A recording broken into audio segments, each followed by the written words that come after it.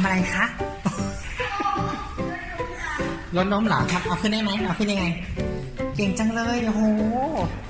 พ่อหนุ่มเหนือโซ่ไหนปัดให้ค่อยปัด